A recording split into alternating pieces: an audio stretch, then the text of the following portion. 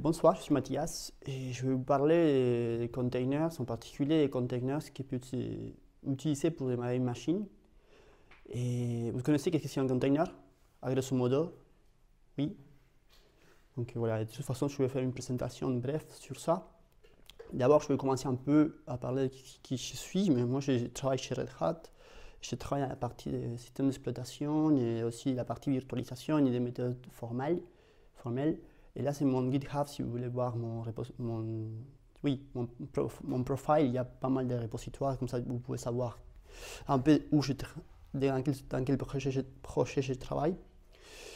Donc en fait, ça c'est un potentiel use case d'un container. En fait, nous, si on veut distribuer une application qui a des dépendances, la chose qu'on va faire des fois, si on ne veut pas distribuer justement les binaires, on va distribuer aussi les dépendances de cette application. Donc on va créer d'abord un container file qui va définir les différentes dépendances. Et par exemple, là, j'ai mis bin pour mettre quelque chose. Et à partir d'un commande qui s'appelle podman build, moi, je n'utilise pas Docker, donc j'utilise podman parce que c'est l'option gratuite de Red Hat. Et en fait, ça génère l'image. Et après, la chose si on veut déclencher l'application, on la déclenche dans le contexte d'un container. En fait, c'est juste un instance de l'image qu'on vient de créer. Et ça se fait à partir de Podman Run. En fait, c'est les mêmes commandes que vous utilisez pour Docker. Quelqu'un utilise Podman? Docker? Ouais, tout le monde. Ouais. Il faut changer. Voilà, donc en fait, il y a un meme qui ça me fait beaucoup rigoler parce que, voilà, donc, je ne sais pas si vous pouvez le lire, mais quand on ne sait pas. On ne peut pas documenter toutes les instructions pour pouvoir compiler une application, on donne un container et c'est tout. Donc, c'est un peu. Mais de ce modo, ça marche. Et dans les fichiers des container files que je présentais là-bas, vous pouvez voir la première ligne, il contient les base image, à partir de laquelle on va après installer tous les packages. Voilà. Donc en fait, la techno qu'on a développé, ça s'appelle Bootsie, et en fait, la chose qui permet, c'est les mêmes mécanismes que vous savez avant, sauf que maintenant, au lieu de, justement, on génère encore une image, à partir d'un container file, on fait la même chose, mais à partir de Podman Run, on peut générer une image que vous pouvez l'utiliser pour installer sur une machine. Donc ça contient les paquets que vous avez installés, mais aussi les kernels. À différence du container traditionnel, il n'y a pas de kernel space, il n'y a pas des kernels. Donc en fait, vous générez deux types d'artefacts, on va dire, soit une image de ces formats pour l'utiliser dans une machine virtuelle, soit un ISO pour, par exemple, vous pouvez, je sais pas, à partir de l'ISO, la déployer dans une bare metal, par exemple. Et si vous voulez savoir plus avec cette techno, vous pouvez regarder sur GitHub.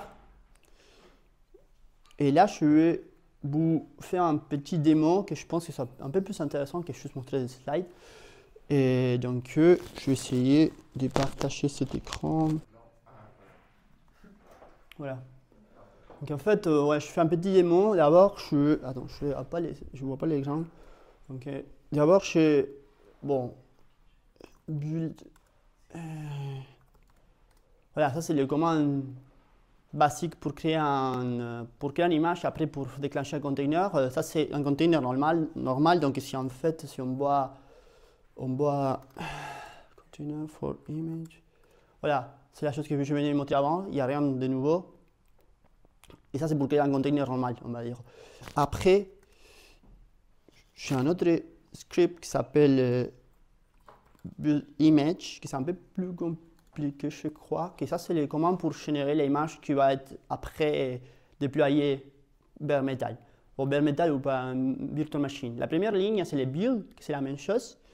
Et après, il y a un podman run qui, au lieu de créer une instance du container, ça va créer une image, quoi. Qu'après, je l'utilise avec une machine virtuelle, par exemple. Si on voit container file for boot, voilà. Voilà, donc à grosso modo, la chose que j'ai fait, c'est de créer un petit message quand on va faire le login sur la machine virtuelle, de l'image que je suis en train de créer. Mais à grosso modo, à partir de cette définition, je crée une image et je vais l'utiliser à la machine virtuelle directement. Donc en fait, je vais lancer ça.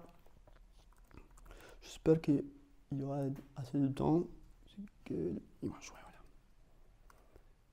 En fait, voilà, ça se lance comme n'importe quel Docker, ça va générer ça. Et après, il commence à générer les builds. Pardon, il va commencer à générer l'image que je vais utiliser pour la machine virtuelle après. Donc ça va prendre un peu de temps, je pense. Je viens de mesurer, ça prend 2 minutes à peu près. Donc voilà. Mais grosso modo, on peut commencer avec les questions si vous voulez.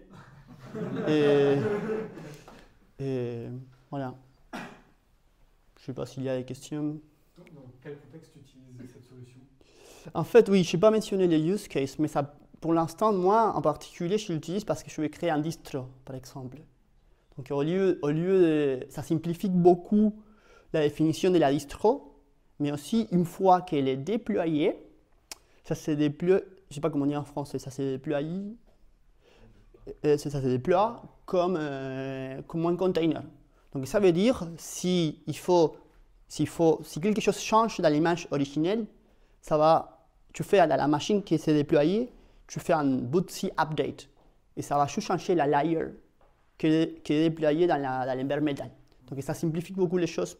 Et je pense que dans le futur, presque, je sais pas, comme les distros CentOS, RL, ils vont utiliser bootc au lieu de, je sais pas, d'autres mécanismes, quoi. Je sais pas, oui, des installateurs comme on les connaît aujourd'hui, quoi. Donc voilà. Voilà, je sais pas si vous avez des questions. Oui.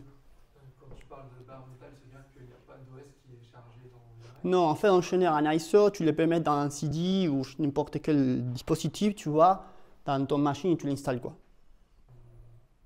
Barre métal, c'est la machine, ça s'oppose à la Physique. C'est la machine physique. Bare metal, oui. Et voilà. Je ne sais pas si j'ai répondu à la question. Mais c'est juste pour dire qu'à partir de ça, c'est pas justement pour machine virtuelle, mais tu peux l'utiliser dans ton lab pour déployer le... Ah voilà, ça c'est fini. Je vais continuer ça avec ça. En fait, si on regarde les directoires output, voilà. Donc ça a généré une image. Voilà. Et en fait, maintenant, si je lance, je ne sais pas où ça va lancer ça, mais bon. Run, qui a grosso modo run, la chose qu'il va faire, si vous regardez, c'est créer une machine virtuelle.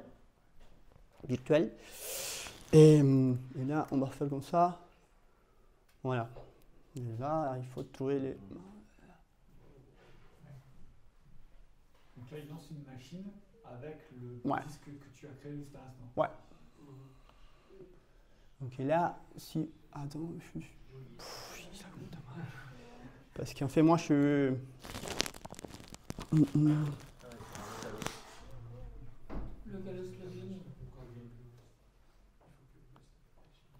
En fait, je vais faire clic. J'ai dû faire différemment, mais bon.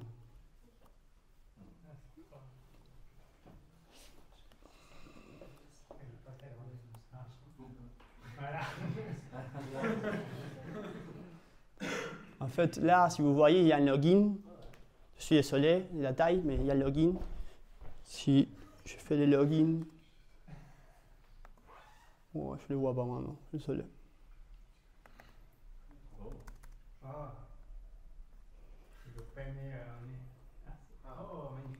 Voilà, je ne sais pas comment ça fait.